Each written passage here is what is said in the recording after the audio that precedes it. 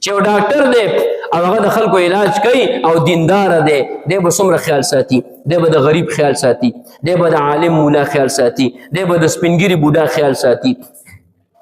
د ده فیس به 3000 نه وي، 2500 2000 فیس به نه وي، د دی به 500 روپۍ فیس وي.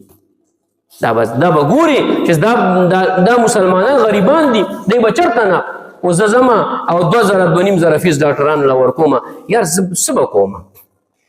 غریب سړی به چېرته علاج کوي؟ او چې سرکاري هسپتال ته لاړ شي څومره لینونه جي دې زینه والا تر هغه بازار ثمرباغ بازار پورې لین لګېدلی، په دې کې به ودرېږي او ته به نمبر اخلې. بیا څومره لوی تکلیف شو، یقین وکړه څومره لوی تکلیف شو.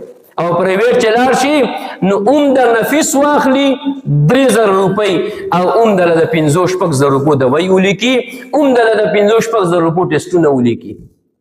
غریب سړی چې ټوله میاشت کې 600 روپۍ پیدا کوي هغه یو ځل ډاکټر ته لاړ شي، دا ظالمان دې په یو ځل باندې واخلي.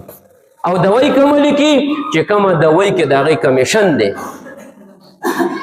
ټیسټ چې کله دله لیکي نو بره به د لیبارټرۍ نوم لیکي چې د دې لیبارټرۍ ټیسټ به منم، د بل نه منم.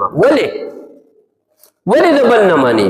خو دې لیبارټرۍ سره د څه شی دی؟ کمیشن دی. دا بس ولې دینداري نشته دی، الله نه یره نشته دی. اوس که دا سړی دیندار و د به ټیسټونه هغه لیکل چې کم ضرورت دی، سخت ضرورت دی. ته به هغه دوایي لیکله، دومره پنډ به یې نه لیکلو، ده به درله 2-3 دوایانې لیکلې چې کم ستا ضرورت دی.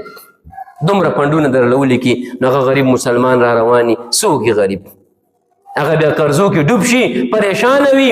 که دا دیندار و دی به ستاسو د مسلمانانو خیال ساتلو، نو خپل کشرانو باندې به شفقت کوو او د دین تعلیم به ورته ښیو. الله تعالی دې عمل کولو توفیق راکړي. سنت